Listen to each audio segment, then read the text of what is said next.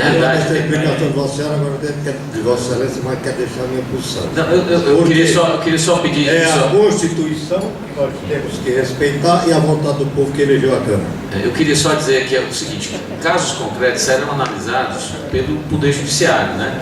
E, no caso aqui, nem que eu tivesse uma opinião, uma posição, não podia garantir essa minha posição, nem essa minha opinião, tendo em vista que nós também participamos do órgão colegiado. Nós somos 6 juízes e um presidente quando empata. Então, é importante que aqui nós estamos num seminário, né, que são posições que são defendidas, e com todo respeito às posições que são defendidas, tanto na mesa como dos participantes.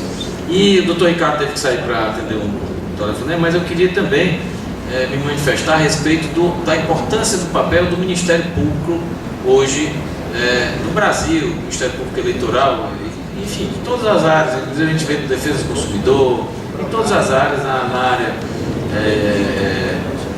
na área patrimonial, na área ambiental, em todas as áreas. E prometendo aqui realmente a última pergunta rápida que foi prometida, inclusive eu acredito que aqui tem que haver um bom senso também. Olha, eu vim lá do interior, gostaria de manifestar, então vamos abrir essa outra sessão aqui. Sou Chico de Jeová, vereador há 16 anos lá no município de São Rompeiro. E infelizmente eu quero fazer a pergunta, mas quero começar discordando da posição do professor Djalma. E aqui eu quero dizer um exemplo muito claro. Lá em Senador Pompeu, referente à conta de 2008, nós tivemos a presença da CGU fazendo auditoria local no município. Nós, vereadores, acompanhamos e detectamos todas as irregularidades cometidas pelo prefeito na época.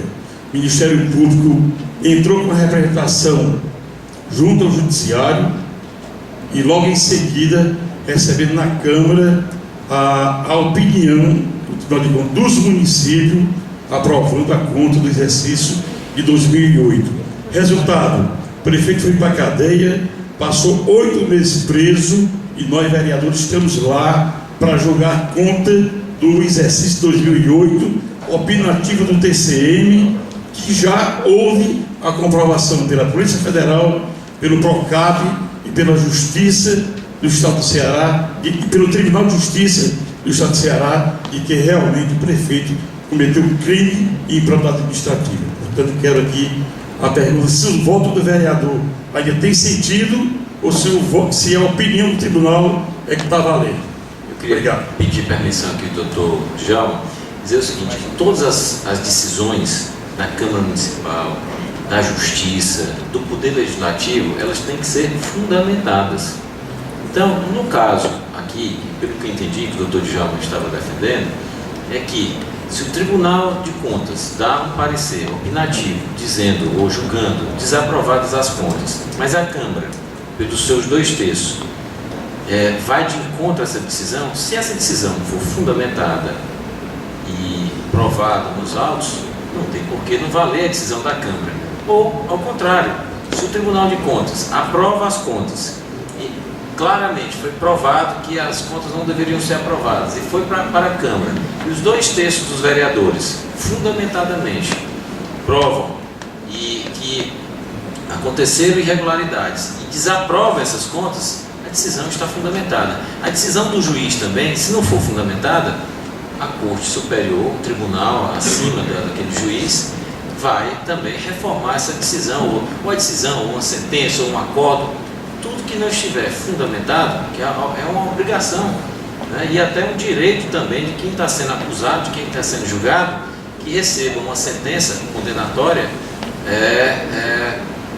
fundamentada. Mas eu queria, desculpa a intervenção, já agradeço. Mas você foi muito feliz aí, que eu quero dizer que o objetivo da lei é quem cometeu improbidade, quem desviou dinheiro público, quem enriqueceu no exercício da função, estando esse fato comprovado, essa pessoa é indigna de exercer a função pública. É isso que a lei quer dizer em última análise. Agora, aí o vereador coloca a sua preocupação e a sua indignação, que é compartilhada com toda a cidadania. Primeiro questionamento, aí tem que assegurar a defesa, tem que ver o processo, etc. e tal. Mas vamos admitir que o Tribunal de Contas tenha se rebelado contra uma posição do Ministério Público, da Polícia Federal, dos fatos Está aqui, a avenida era para ser construída aqui. O que é que existe? Existe um esgoto lá, todo mundo sabe disso.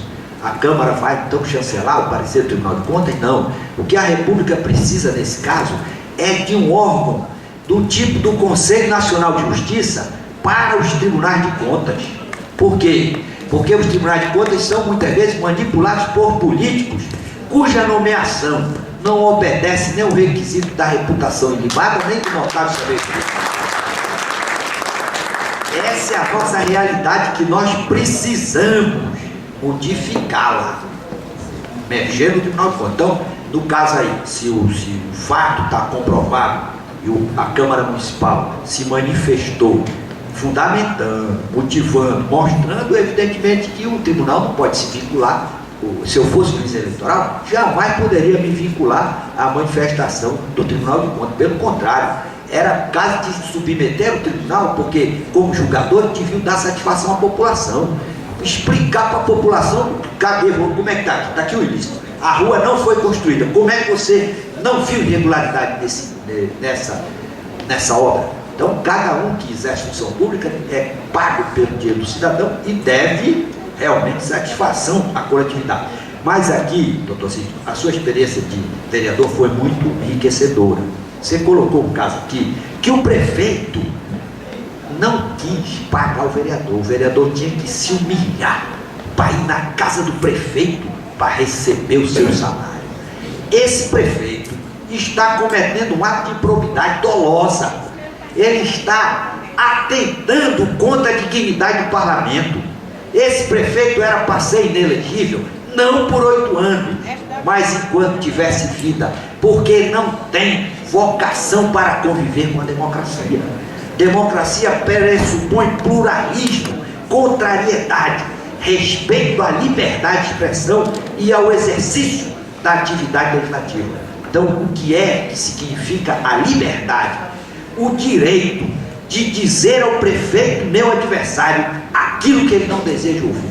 Agora, claro, se eu atentar contra a sua honra, caluniá-lo, eu posso depois responder por perdas e danos, não no exercício do mundo legislativo, mas o fato é que o prefeito que usa o poder para perseguir, para oprimir adversário, ele é indigno do exercício do mandato. E mais, ele está dando um péssimo exemplo, porque aquela população, aqueles jovens, aquelas crianças que estão vendo seu exemplo, vão depois segui-lo, e quando ele for adversário, ele vai amargar o exemplo que ele propagou. Quero finalmente dizer aqui, já até em atenção ao doutor Ricardo, que me colocou aquele questionamento na hora, o TSE tem considerado como ato doloso de improbidade os atos que importam em violação da lei de licitação. Independentemente de questionamento se houve subjetivismo e tal, se o cara queria chegar lá por essa ou por aquela maneira. Pronto, então com essas considerações, também quero felicitar você, doutor Cid, pela escola do governante, que na França existe a escola dos governantes, porque o cidadão, para ser um executivo, ele não estuda economia, não estuda administração. Então, para ser um governante representante do povo, ele também precisa se qualificar por uma razão, porque a Constituição exige que haja eficiência na ação administrativa, e a eficiência tem como pressuposto a boa-fé, a lisura na condução dos negócios públicos e a adoção de medidas adequadas para efetivamente satisfazer o interesse coletivo. Com essas considerações, eu agradeço a oportunidade, agradeço a todos vocês por terem a paciência de me ouvir e confesso que, como cidadão, eu devo dizer, nós estamos evoluindo, precisamos estimular aquelas pessoas de bem e de boa fé para que atuem na vida pública. Por quê? Porque a vida é efêmera, a vida é um sopro, como diz o Oscar Niemeyer, e o que fica da vida é o bom exemplo, é a decência, é o nome que você constrói e que vai ser objeto de orgulho para os seus descendentes, para os seus filhos e para os seus netos. E aqueles que se equivocam ao exercer o poder, buscando apenas a maximização do seu patrimônio, esses serão esquecidos e serão punidos pelo curso normal da história. Muito obrigado. Peço ao doutor Camusso a gentileza, diante do encerramento do doutor Cid, que faça a entrega Eu queria só esclarecer aqui uma e de pergunta. palestrante, pois não. Eu queria só esclarecer que a Renata fez uma pergunta se a conta rejeitada não está passiva de entrar com recurso de revisão junto ao TCM e esse gestor está inelegível. Essa pergunta já foi respondida, que é exatamente quando existe recurso, o doutor Djalma entende que não, que ainda não está a inelegibilidade gravada ou carimbada no... Daqui a pouco a gente conversa. O doutor Camussa vai fazer a entrega do certificado do presidente de mesa e do palestrante ao doutor Cid e ao doutor Djalma.